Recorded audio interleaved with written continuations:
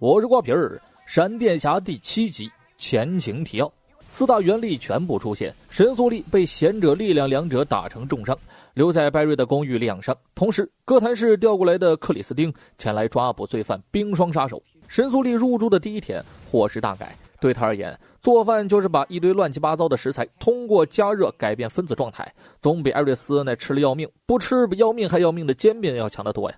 今天的白瑞发现自己的速度有些失控，就好像是刚刚获得神速力时那种感觉。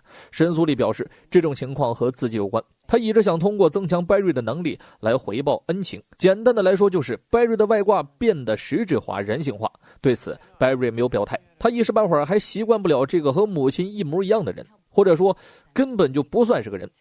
神速力能够感受到白瑞的想法，所以愿意在任何时间任何地点提供任何帮助。接了条工作讯息，白瑞匆匆忙忙赶到了现场。此时的实验室，众人在想办法为冰霜脱罪，先后挟持过朱莉安、塞西尔，一起伤害罪，一起谋杀未遂。这些案件克里斯汀手里留有证据，情况对冰霜来说很不乐观，大家都劝他避避风头，最起码别离开实验室。可这对刚刚获得独立生活的冰霜太不公平了。由于希斯克的出差，切斯特被警局招呼到了犯罪现场。 Holy baby Grogu。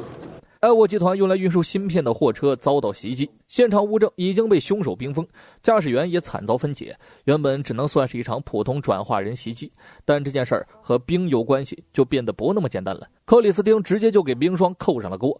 警方讲究的是证据，乔认为他的判断太片面了，上头调他过来，直接把警长乔给压了下去。也就是说，现在的中城警局乔说了不算，而且切斯特在现场的冰晶里检测到了暗物质的存在。暗物质等于转化人，善用冰的转化人里，中程也只有冰霜。尽管白瑞分析出了结晶体和冰霜完全不同，但依旧改变不了克里斯汀的想法。他晚上就要去签署冰霜的逮捕令，留给白瑞他们揪出真凶的时间不多了。切斯特赶回实验室，把消息告诉了冰霜。等他走后，阿莱格纳才开了口。他早就看出冰霜不想让步，冰霜这是打算独自揪出真凶，还自己清白。留给阿莱格纳最艰巨的任务，那就是保守秘密。白瑞全身心投入到了现场的检测，他发现冰晶上虽然都含有暗物质，但却都残留在表面上，冰晶本身并不是暗物质组成。克里斯汀就一直在旁边默默看着，时不时夸赞白瑞两句，年轻人真能干呀。待白瑞身边无人时，神速力赶了过来，他思来想去，还是决定来帮帮忙。神速力能够感受到冰晶之中存在某种粒子，而且刻意被隐藏了。这句话提醒了白瑞，正想带回实验室全面分析，他的速度再次失控，一不留神就追了克里斯汀的尾。白瑞小眼一扒了，立马狡辩说自己在寻找凶手的脚印。女上司也没说啥，夸了一句，转身离开。 I like her。神速力阴魂不散，白瑞赶紧想办法让他回去，心里还是过不去那道坎儿。另一边，冰霜来到了曾经属于艾米奈特的酒吧。几年过去，这里变得有点冷清。新酒保马克让冰霜小鹿乱撞，看不出对方在科学方面还有点小成就。经过简单的调试，马克就改变了鸡尾酒的密度，还得到了冰霜的赞赏。That is not bad. 就在此时，克里斯汀发布了悬赏令，抓住冰霜者可以领取到10万美金奖励。一瞬间，酒吧里的大汉都围了上来，重赏之下必有勇夫，他们果断出手。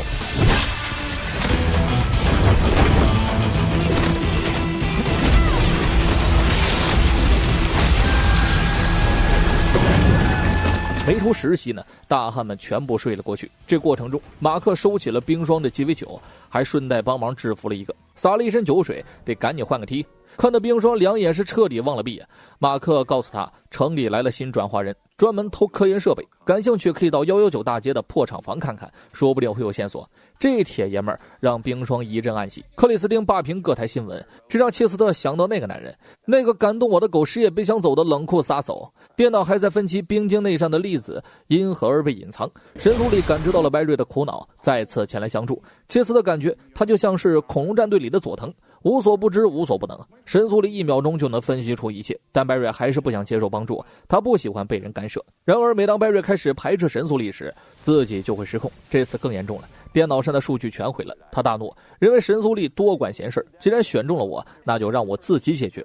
神速力也只能退走。随后警局有了动乱，克里斯汀接到了匿名举报，这要带着转化人特遣队前去缉拿。闻言，二人赶忙通风报信，电话没通，拨给了阿莱格纳。他表示冰霜正在实验室休息呢，保密工作贼到位。此时冰霜来到了马克说的破厂房，闯进去后什么也没找到，却被门口监控莫名其妙的扫了全身。冰霜顿感不妙啊，克里斯汀没有前去抓他，而是根据匿名警报找到了凯瑟琳的住址。匿名举报称凯瑟琳就是冰霜。克里斯汀还带来了心理医生，乔发现目标是凯瑟琳时已经来不及阻止了，只能根据命令把他带回了警局。到了审讯室才跟塞西尔商量着对策，不管举报人是谁，对方一定知晓凯瑟琳和冰霜的关系。乔有点恼火了，官大一压死人他清楚，但没有证据就抓走了自己的伙伴，他无法忍受。乔要去跟克里斯汀 talk， 在门口他截住了准备离开的克里斯汀，把自己想法说了一遍。可他解释不了这之中的秘密，难道要和他说冰霜和凯瑟琳原本是两心同体吗？况且冰霜从来没有杀过人，还参与了每一场保卫战。但克里斯汀不认这个理儿，犯罪就得抓，是他的规矩。塞西尔接到了冰霜的电话，冰霜得知凯瑟琳因为自己被抓后血压飙升，正打算进攻警局抢人，他快压制不住查克拉了。凯瑟琳和塞西尔联合 talk 才让他放弃了这个念头。我们都知道美剧中角色的灵感往往来源于不经意间的 talk。You're a good person, Frost. And human or metahuman, you deserve the chance to prove it. 冰霜瞬间就想到了真凶是谁了，没错，就是酒保马克。此时外面下着雨，白瑞伤感地看着窗外，雨下个不停，心湿了一地，该怎么去忘了你啊，我的老妈咪！今天和神速力闹得很不愉快，随着神速力逐渐拥有了人类的感情，他也会闹脾气。得知拜瑞不愿意接受神速力的理由后，艾瑞斯展开了一系列嘴遁。随着年纪的增长，人与人之间的关系也会变得复杂，他希望拜瑞能够寻找到跟神速力相处最舒服的关系。就在此时，切斯特传来紧急通知，拜瑞一溜烟赶回了实验室。他分析出了结果，那残留在冰晶表面的根本不是真正的暗物质，而是人工制造的假暗物质。也就是说，他们苦苦寻找的转化人实际上是个人类罪犯。正想告诉冰霜这个消息呢，他们才发现冰霜根本就不在实验室。阿莱格纳被迫坦白，这时的冰霜已经正面对视马克了。马克很负责地解释起了前因后果。他曾经是艾沃集团的科学家，是顶级的低温基因学专家，可他的研究被集团视为反人道。就这样，马克从科学家变为了通缉犯，专门研究低温，自然也早早注意到了冰霜。经过很长时间的尾行，他发现凯瑟琳和冰霜从来没有同时出现过。于是马克开始在暗地里钻研冰霜，他患有低温症，想要夺走冰霜的能力。之前偷走了艾沃的芯片，又引诱冰霜到了破厂房接受扫描。现在马克已经山寨出了属于自己的冰系能力，自封外号冷面布莱恩。两个有病的人大打出手。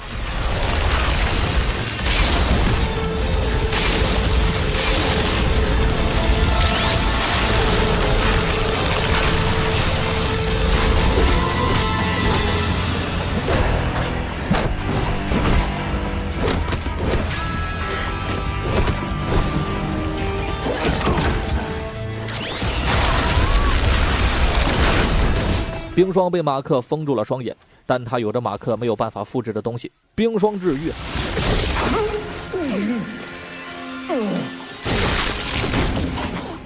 卫星检测到了低温数据，白瑞找到了冰霜的位置。闪电侠赶到，先给失血的马克奶了一口，随后借助阿莱格纳的紫外线解封了冰霜的双眼。聪明的冰霜并不是一味的干架，全部过程他已录音，足以洗脱自己的罪名。而在此时，警铃响起，显然匿名举报人马克提前通知了警方，克里斯汀已经拿到了通缉令，现在离开会被定义为逃犯。冰霜想通了，他要去自首，为自己曾经犯下的过错付出代价。他并未杀过人，即使被定罪，几年也就出来了。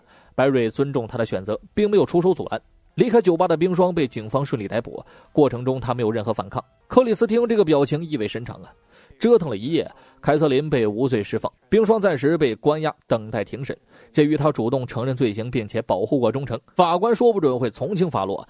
通过这件事儿，白瑞理清了自己和神速力的关系，应当像冰霜和凯瑟琳那样互相接受、互相信任。这一刻，白瑞不再排斥神速力的帮助，接受关系后他再没失控过。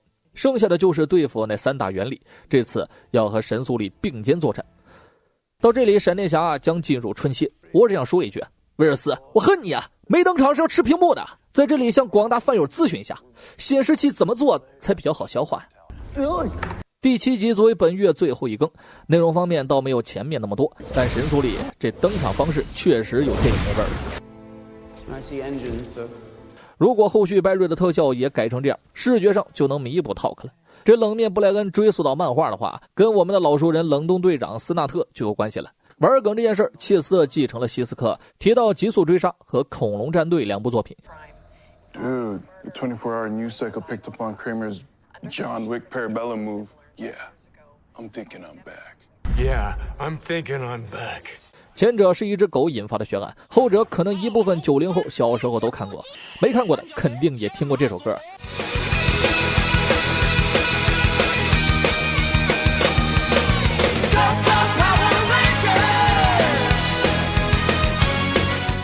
切斯特还喊出了尤达宝宝。Holy baby, Grogu. 出自于隔壁的曼达洛人。闪电侠系列完结后，米老鼠或成为最大赢家。我是瓜皮儿，下期见。